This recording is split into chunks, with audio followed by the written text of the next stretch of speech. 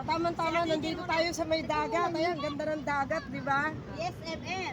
Kapag nakita nyo na nalulunod yung nanay nyo at ang asawa nyo, sino ang una nyong sasagipin?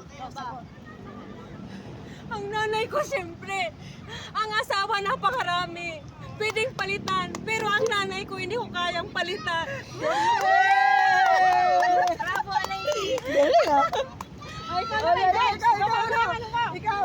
Pag ang nanay mo nalulunod, Magapang, maganda saka ang asawa mo, sino ang una mong ininin? Siguro, ay pipiliin mo na lang ang asawa ko. Dahil ang asawa ko ay biyaya ng Diyos ang mula sa langit na binigay niya sa akin. Kaya ipapanalangin ko na lang na maligtas din si Mama. Ikaw naman, Moinkoin. Ano ang isasagot mo pag nakita mo na ang nanay mo at ang asawa mo nalulunod? Sino ang una mong sasagipin? Mamimili ka sa dalawa. Sino? Di ba pwedeng dalawa na lang? Ay, hindi pwede. Isa nga eh. Siyempre mama ko. Kasi asawa pwedeng palitan. Pero ang nanay ko, nag-iisa lang siya sa buhay. Ako na lang.